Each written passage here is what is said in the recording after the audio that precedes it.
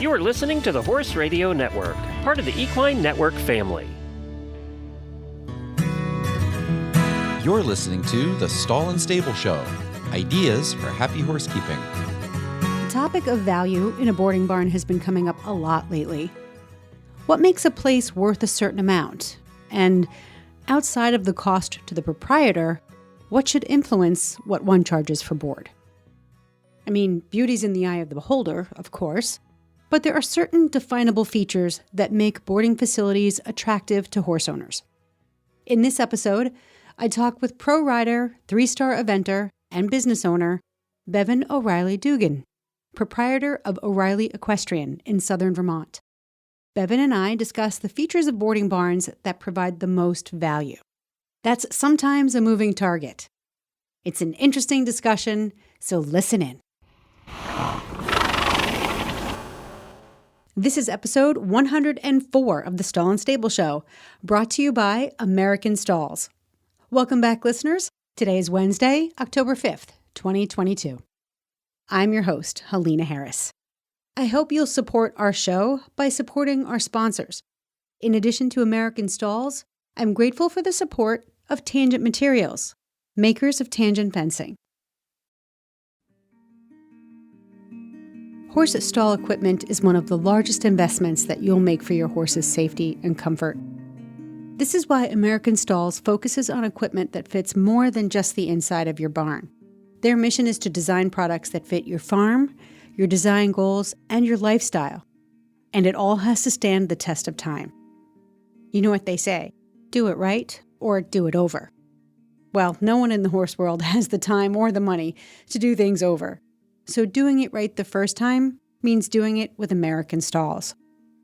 To learn all about their extensive selection of fine stall equipment, visit them online at americanstalls.com or follow them on Facebook and Instagram, where you'll find lots of great photos of their products. Does your farm have an indoor arena? Are trails accessible from the property? Is there a resident trainer around? If so, what are his or her credentials? How does the availability of an indoor affect board rate? And how might a mediocre indoor compare to the value of a fabulous outdoor? What about grass turnout versus no grass turnout? These are all questions that horse owners ask themselves when shopping for a boarding facility, among other things. Harkening back to my travels this summer, I can tell you some of the most valuable features I found in barns from East Coast to West Coast. Lots of turnout time, quality hay that never runs out. Clarabelle never looked better after her summer in Maine this year. Attentive and knowledgeable staff, and business owners that are both passionate and open-minded about what they do. And those are just to name a few. Today, I'm happy to welcome Bevin Dugan to the show. Bevin is not only a talented, experienced, and thoughtful rider and competitor, she is a professional in every sense of the word. She's invested smartly in her barn and her business, which means happy horses and riders. And that's pretty much what we're all looking for, isn't it? Hi, Bevin, and welcome to Stall and Stable. Hi, good to be here. So, listeners, Bevin and I work together outside of this podcast, and she had sent me an email with kind of ideas about, the things we think about when we're like doing stalls or on the tractor and, our wheels start turning. And the question she posed to me was, what makes a place, a farm, worth a certain amount of money? And what kinds of features, what influences the rate that we charge for board or training board? And as I sat with that question and started thinking about it, I was like, there are hundreds of variables that can affect the value of one's services. So Bevin and I are going to talk a little bit about that. This is just off the cuff kind of things that we're thinking about. And well, I know for myself and a number of my friends and colleagues, recently with diesel being expensive and so many prices increasing, we've all been kind of taking a look at our businesses and our bottom lines and figuring things out. And as I've been doing that, I I've done some research and looked at other farms and what other facilities charge. And there's a certain amount, of course, that isn't at all arbitrary. It's, this is what the hay and the shavings and the mortgage and whatever add up to. But then there's also this sort of strange amount that doesn't always seem to add up. And it goes in both directions. I've talked to a couple of people who charge really much less than they need to and are losing money because they don't feel they are able to charge what they should. And then on the other end, there are a couple of facilities, and I've found what they have charged, and I've thought, wow, that seems like a lot for that place. So it's just made me think, like, what is worth what? Like, what does having a tiny indoor with not very good footing that's really dusty in the winter do to the value of a place versus a place maybe with no indoor in the winter? Or the availability of quality pasture turnout versus 2 hours out of the day turnout in a small dirt paddock kind of thing. So it just has my wheels turning, because I think that's another aspect of the whole decision on what do we charge that doesn't always completely get factored in. Yes. I want to go back to the first thing that you talked about, which was the amount that we have to charge, the baseline. We call that the break-even amount. And there's a simple math problem that lets us figure out what that break-even number is. I would say 90% of farm owners don't ever do that math. So they really don't have a solid understanding of what their basic operating costs are and how much they need to charge and board just to cover that. Right? That's not even profit. And I can say that sometimes when I sit down to do that for myself, I get halfway into the process and I stop and I think, oh, this is getting too depressing. I need a break. And I don't know. I mean, I do know, but that's part of the reality. I think when you start to realize that break-even number is starting to quickly approach what you're charging, and you haven't added all of the expenses in yet, and you think, I don't know if I can charge more. It's a tough moment to face. It is, and it's a moving target. And I think that's such a valid point that when you do sit down and look at those numbers, it can be depressing. And I think that's why most people don't do it. We don't want to know how much we're spending on our horses. But that eventually comes back to haunt us. So we do have to eat the frog, as the saying goes, and look at those numbers, because that tells us where our cash flow, where we have cash leakages. So what are we spending to run our farm, and where can we tighten that up? There's a lot that we can do to reduce that number, to reduce the baseline operating expenses, so that what we need to charge or what we think we can charge actually helps us earn a living. So there's two sides to that. Are we charging the right thing? And are we operating as financially efficiently as we can? So when you list out your expenses on a spreadsheet, you look at something like maybe your truck payment, or what are you spending on gas or facilities maintenance? And then you go, hey, you know what? I really don't need to spend that much on lawn mowing or labor. I just put out an episode that talked about how to save on labor costs by just adjusting the fencing in your turnout. So your staff isn't spending all this extra time turning horses in and out several times a day. So that's the one side. That's the baseline. Right. But I think what you're talking about is what creates value in a farm. Right. I think adding to that baseline conversation, there are the things that to me are non-negotiables. Like, how can we tighten it up? Well, maybe I could feed something that doesn't cost so much. But for me, I'm not willing to do that, because that's, to me, part of the value I offer to people is the quality of the service I provide, but also the feed that I use, my hay supplier, those kinds of things. So there can be kind of that funny wiggle room on tightening it up in a way that's in line with the values of how the business is run. And for sure, I think that is part of the value, is being at a facility that is run in a way that doesn't compromise on the things that really are important. And I suppose everybody's idea of what's really important is probably a little bit different, but I think that's another side for sure, is being able to improve efficiencies. Absolutely. I ran a really big facility for a long time and spent a lot of my mental energy being as efficient as we could. But at the same time, things have to stay safe. The horses have to get what they need. Absolutely, no matter what. Agreed. And I love that there are non-negotiables. So when you're looking at your list of expenses, you can flag those things. You can literally mark them with a star that says, this item is worth the expense, the added expense, because it creates the kind of value for the kind of customer I want. Right. So that's another question. What kind of customer do I want? One of the first questions you asked me was, let's talk about, the availability of an indoor. How does having an indoor affect your board rate? Well, for most of us, having an indoor is a great asset. But some people might not need an indoor. Maybe they go down south for the winter, or they're fair weather riders and they don't care if they don't ride when it rains. So knowing who your client is, your target client, and what's important to them, that's going to affect the value of your indoor or grass pasture. If you've got horses who are overweight or have metabolic issues, that thick, lush pasture might not be valuable.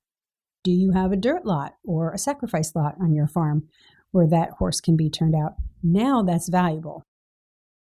Right. Having the options, I think, is part of the value. That if this year my horse needs to be out on grass, and 2 years from now, we just found out that now things have changed for this horse as he's gotten a little bit older. And do you have a place that's a dry lot or that's completely mowed down? And I think that goes back to the education of the person who owns the facility, so that you're not dealing with somebody who just says, well, sorry, we can't do that for you, but somebody that's educated enough to say, I understand. Here's what we can do to help you. And certainly, if you don't have the availability of grass at all, then that's that. But just because there's grass on the property, to me, doesn't mean there can't be flexibility to try to do the best you can for a horse that needs something different. I think so often there are ways to be flexible within reason that can take care of, really any horse on any property, so long as there's a willingness there to do it. And I want to expand on this, the experience and education of the farm owner. I'd like to come back to the indoor arena discussion. Honestly, Bevin, I think have an entire episode, a whole discussion in one episode just on the different kinds of indoors and what makes one better than the next. So we're going to come back to that a little bit later. But the experience and education of the business owner is crucial. Even if you've got boarders who are well-versed in horse care, you really can't beat the experience of someone whose profession it is to keep horses. How do you feel as a farm owner making a decision on behalf of other, someone else's horses and their owners? How does that work in your life? So for me, right now I have a small kind of boutique operation, and the people who are here are largely here because they want my help in all areas, not just having a lesson, but managing their horses. It's something I'm very comfortable with. I've done this forever and have been in enough big facilities that I've seen, I won't say I've seen it all because none of us ever really have, but I've seen a lot, whether it's addressing an emergency or dealing with a horse with some kind of a chronic issue, whether it's a behavioral issue under saddle that really has nothing to do with under saddle. Maybe it's the way the horse is being fed, or it's a chronic health issue. So because I've been around it so much, I feel very comfortable being able to make decisions. But also, I think the team that I work with, my vets, farriers, body workers, etc., that team I've built up over the years. I work with people I'm very comfortable with, who I can trust and they trust me, and we have this rapport, so that really it's very rarely that there's a problem we aren't able to solve here on the farm. I mean, certainly sometimes we have to ship out to see somebody special, but I think that's a huge part of what I offer here. And I do some freelance teaching, I go other places, and it's something that I try to kind of be available for my students with. Like, if there's a management issue, I'm happy to consult on it and help you on it, while also being respectful of the barn owner at the barn where they're boarding and understanding the limitations of those facilities, which is, I think, another piece. But the bottom line is that anything to do with training horses also has to do with managing horses. And so the more, I think, the more there can be agreement or dialogue between the trainer, instructor, and the barn owner, which on my property happens to be the same person, the better. That makes a huge, huge difference, I think, also.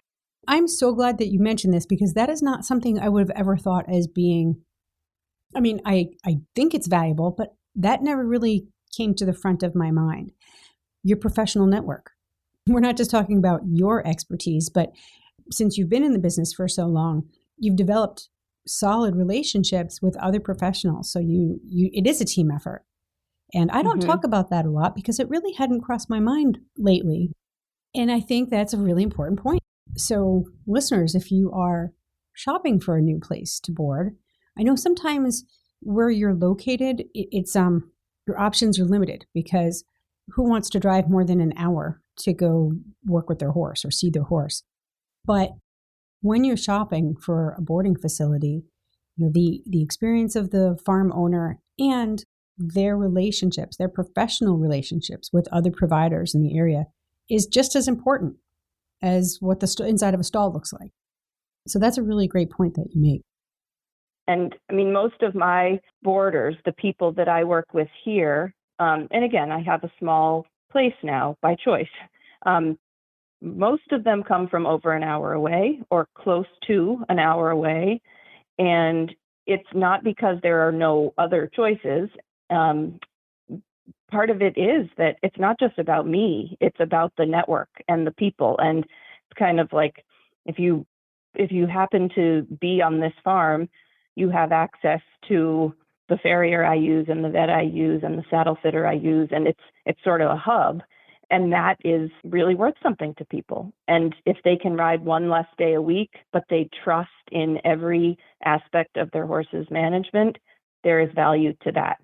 And again, it depends on the individual. Some people have to ride 6 days a week or it'll kill them. It just feels like I can't not ride. But for other people, having 4 rides a week, but knowing that they just never, ever, ever have to question anything is of value to them. And speaking of reaching for value, we're going to take a quick break to hear about tangent fencing. If you're tired of rotting broken fences, it's time to talk to Tangent. If you want perimeter fencing that's safe and durable with a classic style, it's time to talk to Tangent. If you want to spend more time with your horses and less time worrying about your farm, it's time to talk to Tangent Materials, makers of premium HDPE lumber that looks just like wood, but without the worry. To learn more, go to stallandstable.com/fencing. So you're the specialist, you're the expert. And while your facility might be smaller, you still have staff, right? Yes. Okay. How do you ensure that your level of care, that your expertise gets passed down to your staff? What kinds of things do you do in order to make sure that that level of care reaches all parts of your farm, including your staff? That's a really good question, because it's not always an easy thing.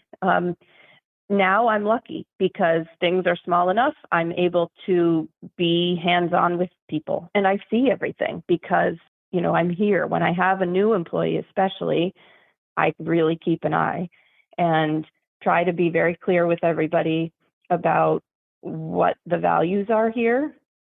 And often I will say to people, there's lots of ways of doing this task.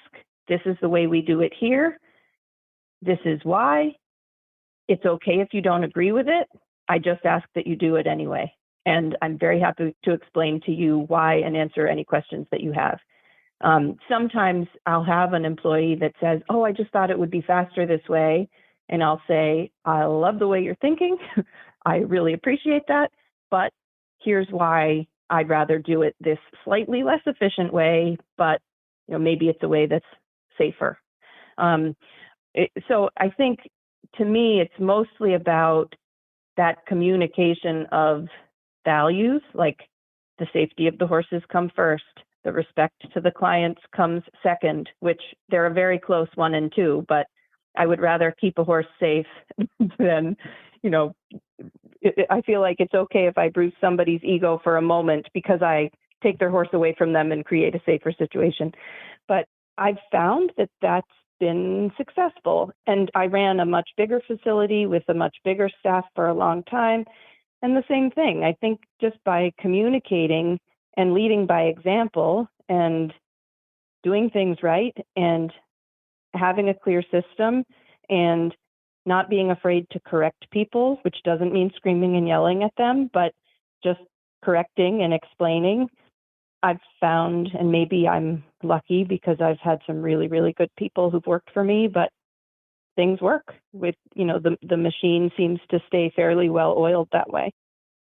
And I appreciate your humbleness here, but I think that it's easy enough to attract staff and employees and help, but it's not so easy to keep them.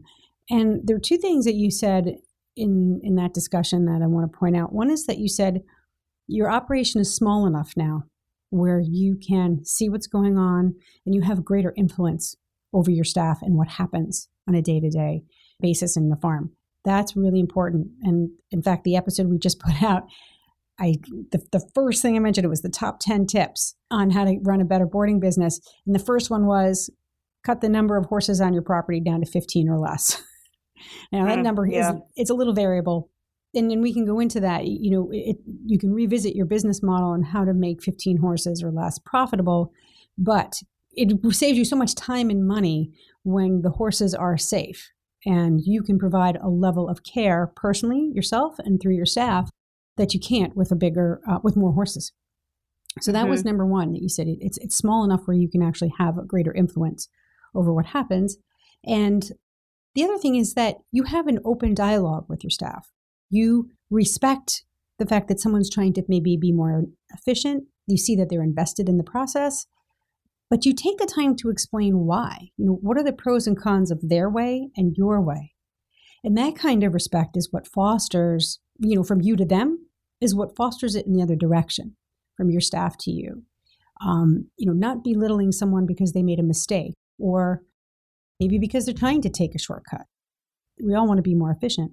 So I think an open, respectful dialogue is just as important in providing quality service because your staff is now on your team. I mean, there's nothing worse than miserable barn help. Mm-hmm. Yeah, I think it's so important that people, I shouldn't even say it this way, even if they're just doing stalls, because it's not just doing stalls. But I think the more everybody realizes that they are actually truly an important part of the equation. And I'm quite happy to do stalls. I enjoy it. I do a lot of thinking. But unfortunately, if I'm doing a stall, we're not really earning any money. I need to be on a horse. I need to be teaching. So I have to designate that job to somebody else. And try to make sure, too, that those people understand, I don't want you to be a drone that just goes along. Like, I want you to notice things. Like, if this horse usually has a pristine stall and today it's torn apart and it looks like the horse has been running laps in their stall all night, I would like to know that. And if this is a horse that usually sucks down both water buckets and today there's only a quarter of one bucket missing, I would like to know that as well.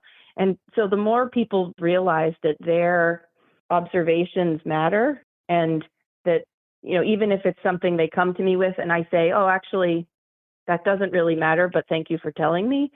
It's amazing the difference it makes in terms of the care for the horses and things that can be noticed.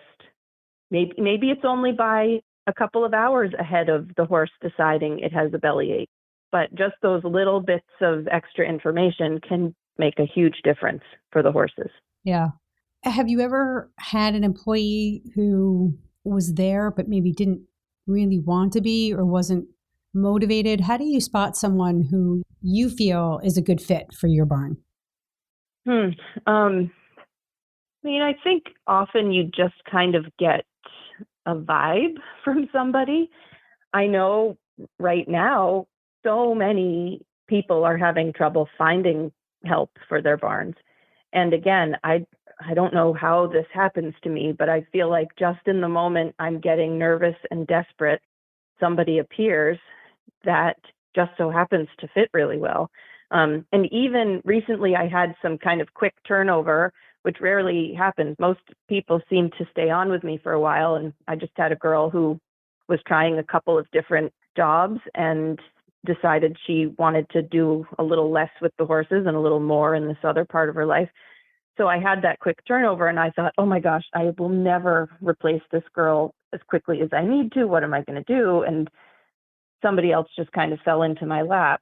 But I'd say in the past, when I've found myself in those situations where I'm kind of desperate, and I have maybe said, oh, I'm just going to hire this person, even though it doesn't feel right. I just need somebody. I have regretted it, and not regretted it in any sort of a dangerous way, but just I've realized, oh boy, I knew this person wasn't going to be a fit for me. They're not really willing to open their mind to the way I do things, and now I've got to sort this out. So I think there's a huge amount of going with your gut. And, when I meet people who are thinking about coming to work for me, I think there's questions you can ask to kind of glean from somebody where their priorities are and where their motivations are.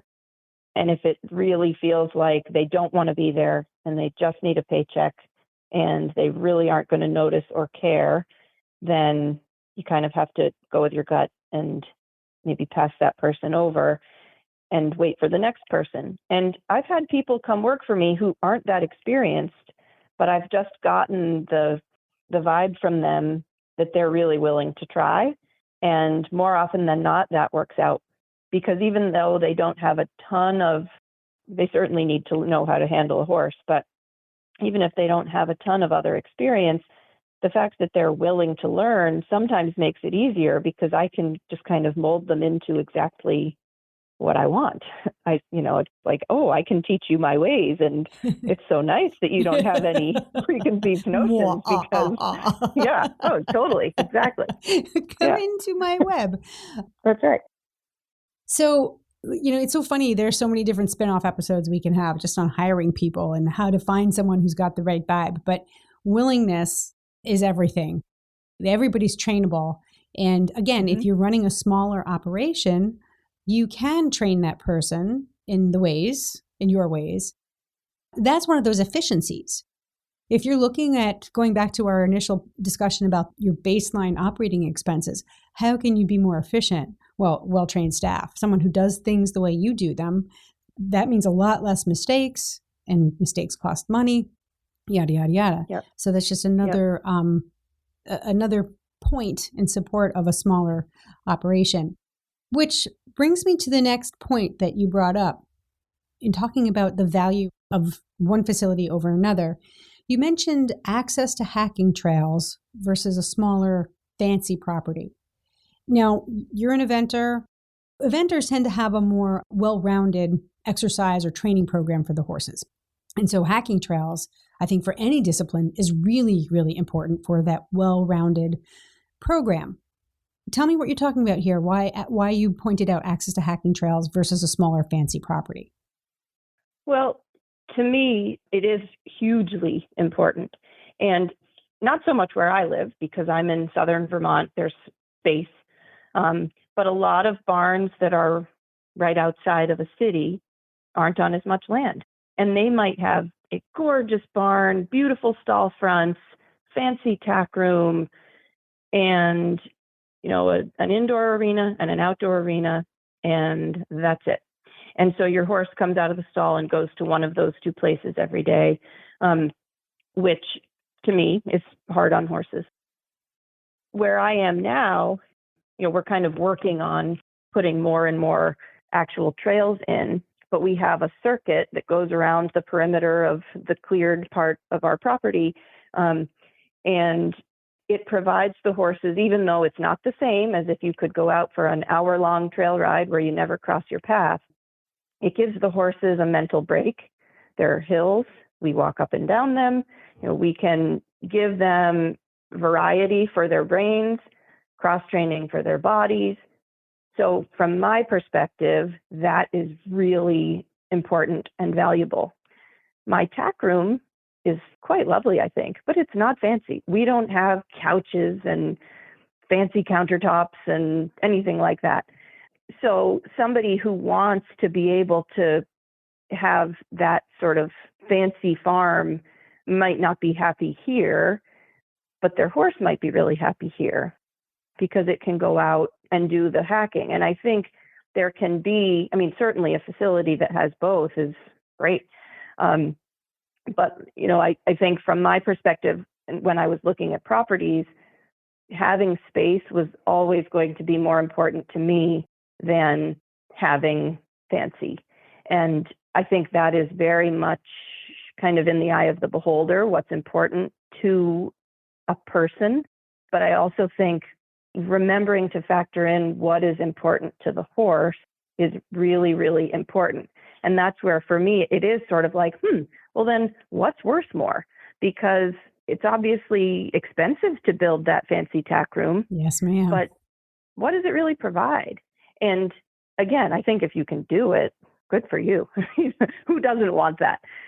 But there are trade-offs a lot of the time. And I think it's being able to sit down and really think about what's important. And even though I don't have a European fancy stall front on my horse's stall, he's going to be outside for 12 hours overnight. Gee, maybe that's worth more than that beautiful stall front.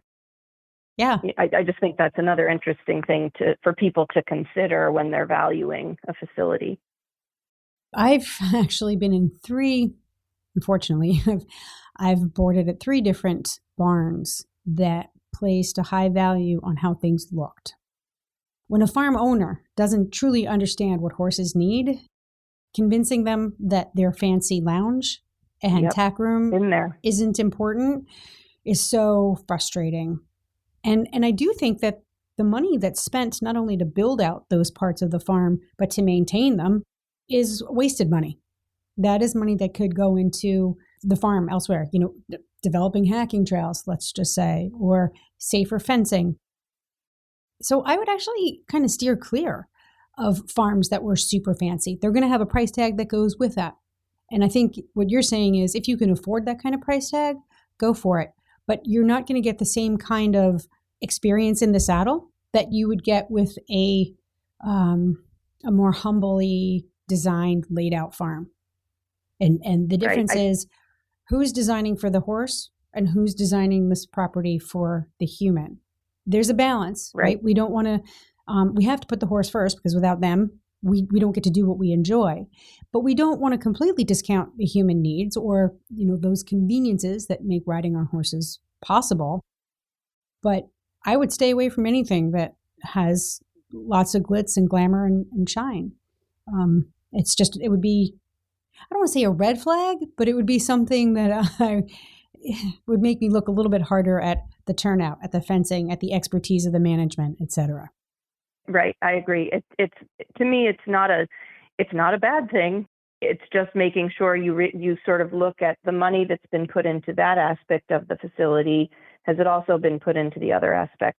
Because your horse doesn't care about that. And I think at the same time, a facility that might not be as glitzy and fancy should be clean, should be tidy. So it's not that we're talking about going into a dumpy place that has dirty floors and cobwebs everywhere and, blankets thrown around on the floor. I think for sure every facility should be neat and tidy and cobweb free and those kinds of things. But it's looking at it more through the eyes of what your horse wants instead of kind of being blinded by the marble countertop in the bathroom.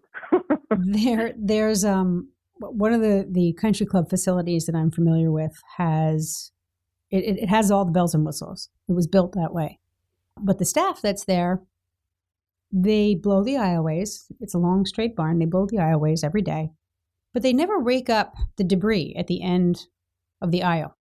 Hey, maybe they sweep some rubber mats that are there, but all of that debris just sort of accumulates to the left and the right of the entrance. And what happens when that kind of debris just sits? It starts to decay, and that starts to attract flies. And so you've got this big, beautiful barn that's just riddled with flies. No matter what they do, the fly population just gets worse and worse every year, and nobody seems to understand why. Huh, interesting. Right? You're going into this beautiful place, but you're miserable, and your horses are miserable, and they're stomping, and you're spending gazillions of dollars because your horse's feet are falling apart because they're constantly stomping. So they're just, again, that goes back to pretty is as pretty does. How a facility is run and the knowledge of the people running it is way more valuable than the features inside the ladies' lounge. Right. Okay. Form versus function, quality versus quantity.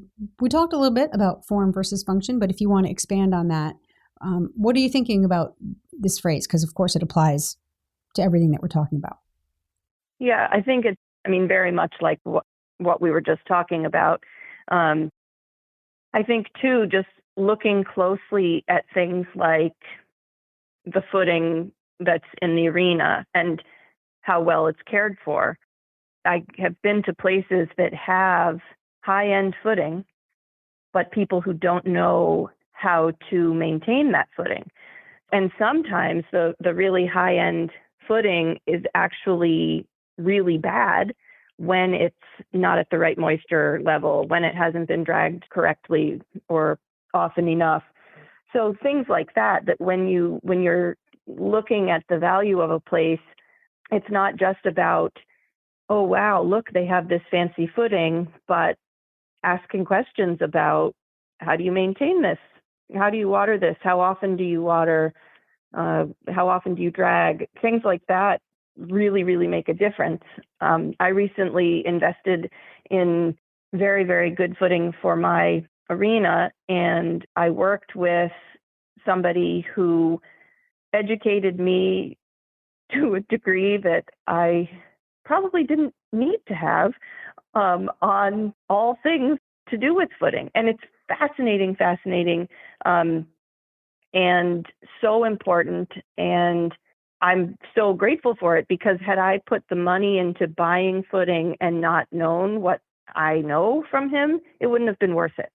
So being able to look around at those aspects of a property, and again, the more educated consumer, boarder, will know what questions to ask, and thinking about being able to look and say, oh, I noticed you feed these two different kinds of hay, or I noticed there's two different kinds of hay in your storage area. Talk to me about that. Who gets what? Why do you do it that way? Those kinds of questions, so that you're not just observing what's there, but you're asking why it's there and how does this work and what does my horse get? Those kinds of things will be what really makes the difference in the experience in reality. Yeah. The footing, it's funny because I was just looking at it. Somebody had posted an in search of ad on Facebook, and they were looking for a facility to rent. And she happened to put in, I'm looking for this, I'm looking for that. I'm looking for something with an arena that has footing that would be supportive of a horse jumping 1.40 meters. And I thought that was a really great thing to put in there. This is a horse owner who knows her horses, who knows the importance of footing, and felt it important enough to put that right in the front of her ad. So this is what she does. She's a Grand Prix show jumper. The footing is very important to her. So, knowing what discipline your horse is, what kind of footing is helpful for that discipline. Barrel racers are going to have very different footing needs than show jumpers, than dressage riders. I can't tell you the amount of research I did before I put my arena in. I couldn't afford super fancy footing. But here's what I did learn. You will get a different answer from every different footing manufacturer. It's just like shopping for saddles. Everybody's footing is better than the next guy's footing. And they will tell you why. So at the end of the day, you have to make a decision, but it has to be an informed decision based on, so you need to know a little bit about what kind of footing is supportive for the horses in your discipline. And what I did was go to an independent company person who does not sell the footing, but consults with horse shows and engineers footing and measures how footing performs so that I was able to make an informed choice. And that's another thing that is, again, you go to a farm that has the quote unquote fancy footing and realize it's not actually done in a way that is supportive of the discipline. Like you said, jumping 1.40 m, you want to make sure that that horse is going to land on the right thing. And when they're coming down from a big jump, and that's a whole other piece of it. I think the more specific or the higher the level of the discipline you're in, whether it's show jumping or barrel racing, the more specific the needs of probably not just the footing, but the entire facility for your horse. And again, that's where the education of not just someone who's able to jump 1.40 m, but somebody who understands the management that goes into a horse like that. They'll want to be looking for certain details throughout the facility that they board at. The good news is that a lot of information is available on the other side of a Google search. There's plenty of articles, there's plenty of research, there are plenty and opinions too about what works, or at least it helps you form questions. And I definitely 100 million, 1,000, gazillion % support the idea of talking to an independent consultant. So Bevin, I love that you did that. From my perspective as a consultant myself, getting the thoughts and opinions of someone who is separate from the sales process is critical to getting an unbiased opinion. And that's what's going to keep your horses safe. And also keep in mind, nothing is perfect. You can lay down a lot of cash for a certain kind of footing, but it's still going to have its pros and cons. And as long as you know what those cons are, you can make accommodations for them. So my footing absolutely has a very specific recipe. But guess what? In a record-breaking drought, such as we had here in Rhode Island this summer, my footing is going to dry out. It's going to get slippery. So you make accommodations for it. Maybe I do more hacking, I do more work in the woods than ring work. So you just have to be realistic. No footing is going to solve every one of your problems. Right.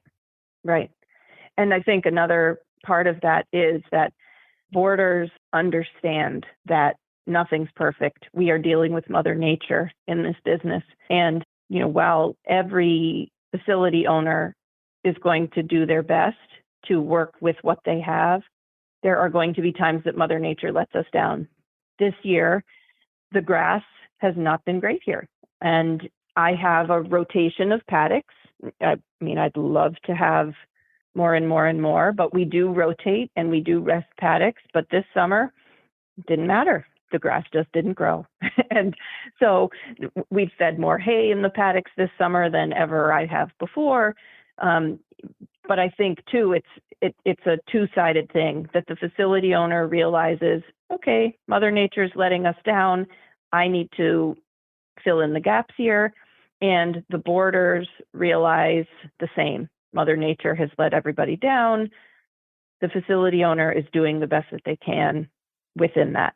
And it doesn't matter how fancy a facility is, really. I mean, yes, there are sprinklers to water arenas, and I have a water cart that I use for mine, and I've been able to keep up with mine this year. But that doesn't work everywhere.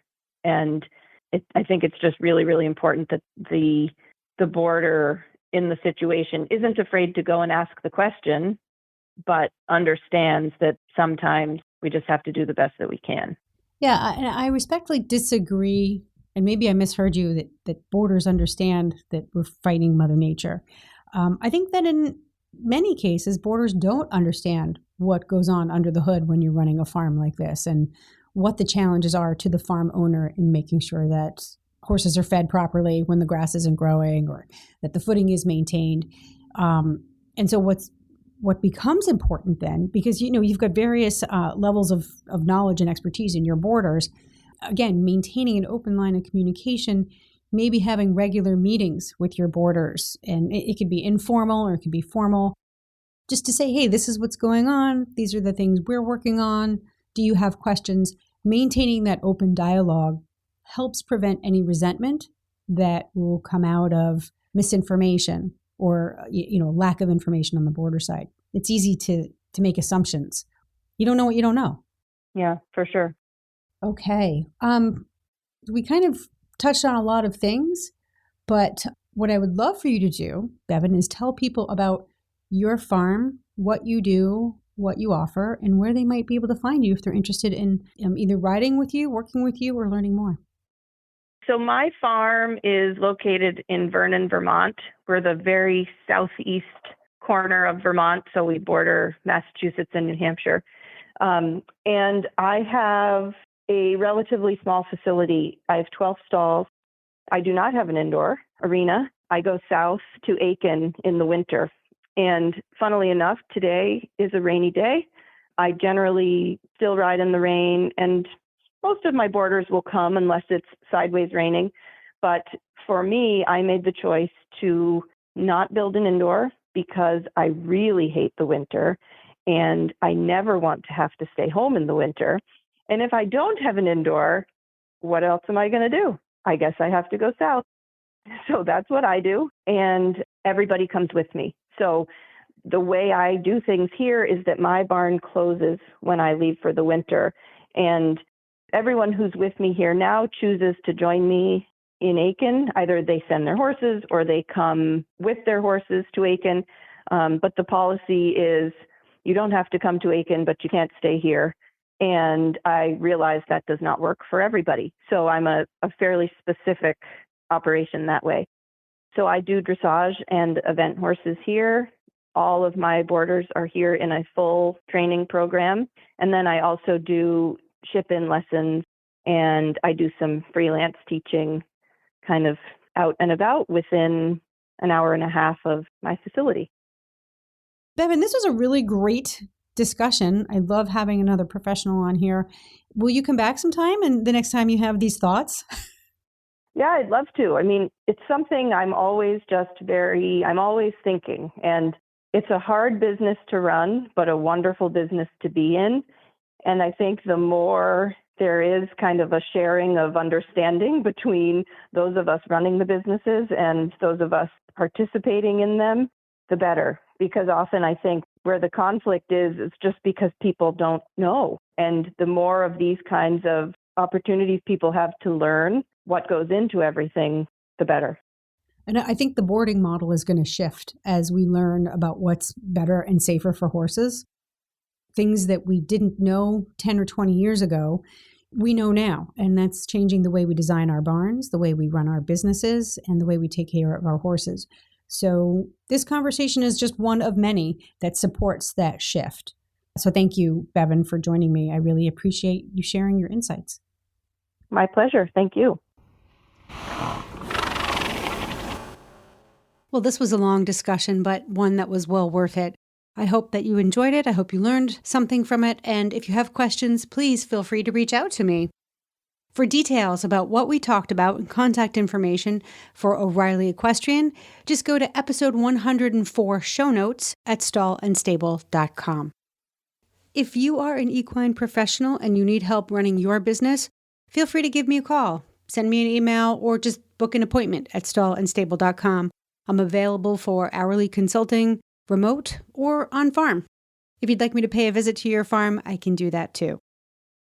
Likewise, if you are a private farm owner or you're looking to build a barn for the first time, bring your horses home, and you'd like some advice on how to do it right, I have appointments available for that as well. Again, just go to stallandstable.com and click on the services link. Thank you, listeners, for tuning in once again. I do appreciate your support, and I hope that you will support our sponsors. Thank you to American Stalls and Tangent Materials. That's going to be a wrap for this episode. I hope you enjoyed it.